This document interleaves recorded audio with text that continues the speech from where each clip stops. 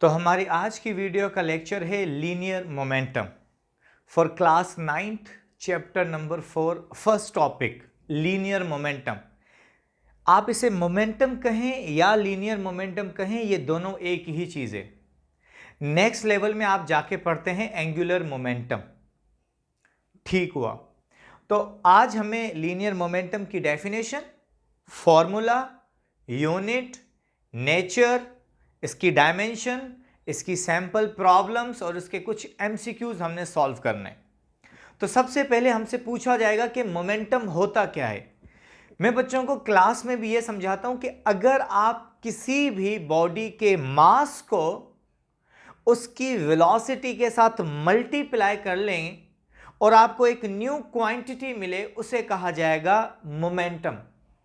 किसी भी बॉडी का मास कंसीडर करें, मेरी बॉडी का मास, आपकी बॉडी का मास, उसको वेलोसिटी के साथ करें मल्टीप्लाई, तो जो रिजल्ट आएगा ना, that result will be linear momentum. Consider मेरी बॉडी का मास है 30 kg, मास का यूनिट kg, और उसको मैं वेलोसिटी से मल्टीप्लाई कर रहा हूं। अभी तो मैं रेस्ट में हूं, मेरी वेलोसिटी 0, तो मेरा मास और वेलोसिटी जब मल्टीप्लाई होंगे तो आंसर आएगा 0। 40 kg मेरा मास, 0 velocity, 40 multiply 0, answer will be 0। तो किसी भी बॉडी के मास को उसकी वेलोसिटी के साथ मल्टीप्लाई करने के प्रोसेस को और जो रिजल्ट आएगा उसे कहा जाएगा मोमेंटम या लीनियर मोमेंटम। तो सिंपल इसकी पहली डेफिनेशन हमने पढ़नी है। The product mean multiplication, the product of mass and velocity is called linear momentum. सबसे पहली definition, the product of mass and velocity is called linear momentum. Number 2, the quantity of motion present in the body is called linear momentum. The quantity of motion, किसी body के अंदर कितना quantity of motion present है वो उसका momentum होगा। मैं सिर्फ आपको इसकी 2 एग्जांपल बताऊंगा। सपोज करते हैं अगर हमें एक बुलेट हिट हो, बुलेट शूट की जाए गन से और वो हमें हिट हो, तो उसका मोमेंटम बहुत ज्यादा होगा। क्यों ज्यादा होगा? बुलेट का मास तो कम होता है पर बुलेट की वेलोसिटी बहुत ज्यादा। अगर वेलोसिटी ज्यादा तो मोमेंटम ज्यादा, हमें ज्यादा पेन क्रिएट होगा, हमें ज्यादा वो एनर्जी ट्रांसफर करेगी बुलेट। नंबर 2, अगर कोई एलिफेंट आके हमें हिट करे तो हमें उसका मोमेंटम ज्यादा फील होगा। क्यों?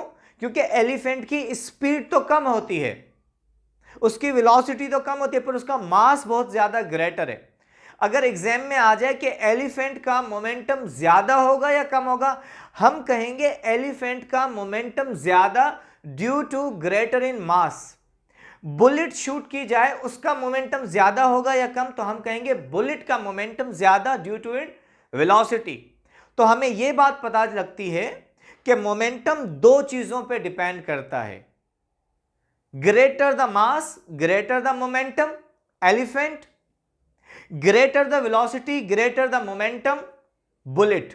तो हमने ये 2 चीजें तो हमेशा याद रखनी है कि मोमेंटम डायरेक्टली प्रोपोर्शनल है मास के और मोमेंटम डायरेक्टली प्रोपोर्शनल है वेलोसिटी के। तो आप ऐसे लिख सकते हैं, momentum directly proportional to mass greater the momentum, and momentum directly proportional to velocity, greater the velocity greater will be the momentum. तो हमारी 2 डेफिनेशन हुई। The quantity of motion present in the body is called linear momentum. Elephant का motion, quantity of motion ज्यादा होता है मास की वजह से, बुलेट का क्वांटिटी ऑफ मोशन ज्यादा होता है उसकी वेलोसिटी की वजह से। फॉर्मूला बिल्कुल सिंपल है, momentum is equal to mass multiply velocity. Momentum की जगह p, मास की जगह m और वेलोसिटी की जगह v। एरो इसलिए लगाए हैं क्योंकि मोमेंटम वेक्टर क्वांटिटी होती है, वेलोसिटी भी वेक्टर क्वांटिटी होती है, पर मास वेक्टर क्वांटिटी नहीं होती। नंबर 2, अब हमने फॉर्मूला पढ़ा कि मोमेंटम बराबर है मास मल्टीप्लाई बाय वेलोसिटी। मतलब product of mass and velocity is called momentum. Unit पे आते हैं। मोमेंटम के 2 यूनिट आपने याद रखने हैं, ये नेक्स्ट क्लास में और ज्यादा डिस्कस होंगे। आपने कहना है the unit of linear momentum is KG metre per second. कैसे? मास का यूनिट केजी, मैंने यहां लिखा केजी, वेलोसिटी का यूनिट मीटर पर सेकेंड, तो पूरा यूनिट बनेगा केजी मीटर पर सेकेंड। ये पहला यूनिट। दूसरा यूनिट तो मैंने लिखा अदर यूनिट, लीनियर मोमेंटम का दूसरा यूनिट। आप सेम यूनिट पहले लिखें KG metre per second, S के साथ मल्टीप्लाई और डिवाइड करें। जब आप एस के साथ मल्टीप्लाई डिवाइड कराएंगे तो केजी सेम लिखें, मास सेम लिखें, ये और ये दोनों सेकंड मल्टीप्लाई होके हो जाएगा सेकंड स्क्वायर। इस सेकंड को साथ में रहने दें। पहला यूनिट लिखें, सेकंड के साथ मल्टीप्लाई डिवाइड करवाएं, ये सेकंड स्क्वायर हो जाएगा। इस सेकंड को रहने दें। ये पूरे का पूरा टर्म, कौन सा पूरा टर्म? ये KG metre per second square, ये पूरे का पूरा यूनिट बराबर होता है न्यूटन के, तो इसीलिए हमने इसको रिप्लेस करके न्यूटन लिखा और यहां लिखा सेकेंड।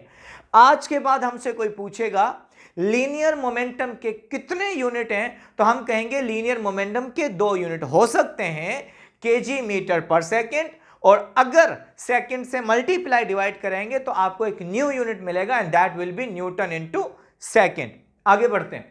नेचर, मैं हमेशा बच्चों को कहता हूं नेचर का मतलब आपसे राइटर पूछना चाहता है, एग्जामिनर पूछना चाहता है कि लीनियर मोमेंटम स्केलर क्वांटिटी है या वेक्टर क्वांटिटी है, तो आप कहेंगे लीनियर मोमेंटम हमेशा वेक्टर क्वांटिटी होगी।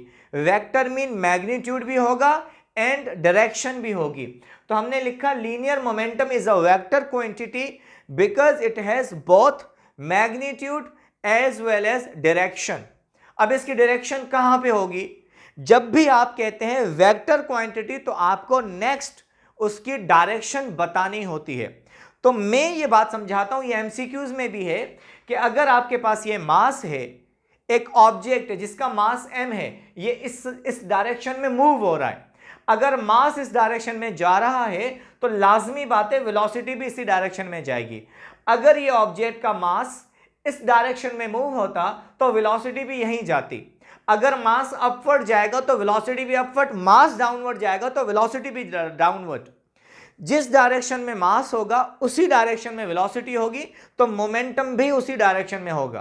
तो आपने एक सेंटेंस कहना है, momentum is a vector quantity, the direction of momentum is in the direction of velocity.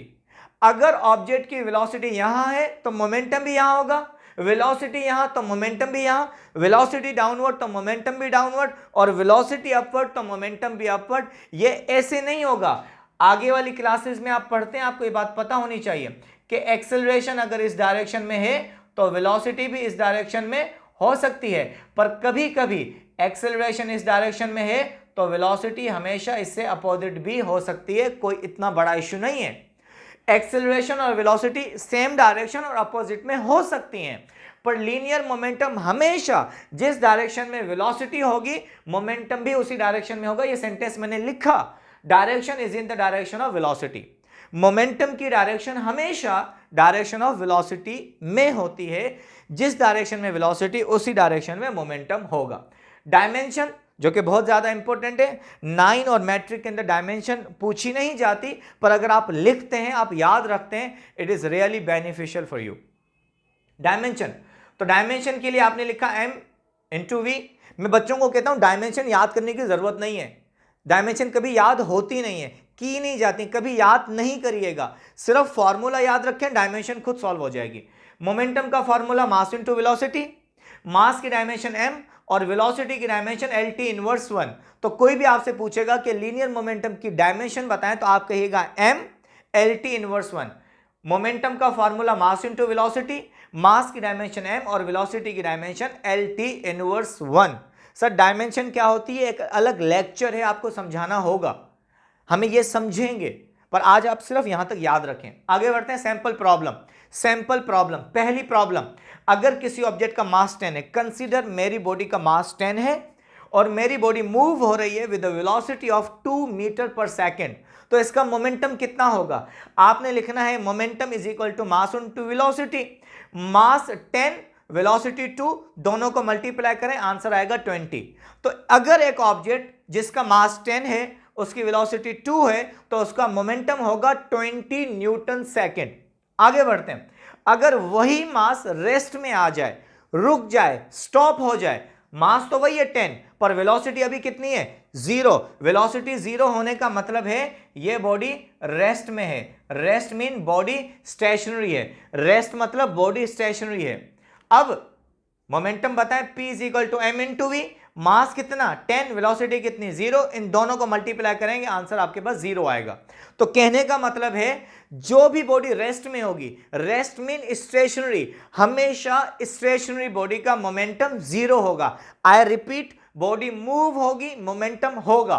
अगर बॉडी रेस्ट में आ जाएगी, स्टेशनरी हो जाएगी, तो उसका मोमेंटम हमेशा 0। तो एमसीक्यूज याद रखना है, the linear momentum of a stationary body is always 0।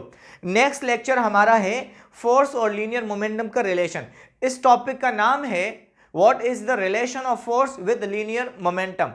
इस वीडियो के बाद आपने ये वीडियो लिखनी है ताकि आपकी कंटिन्यूसली चलती रहे। Thank you very much. Allah Hafiz.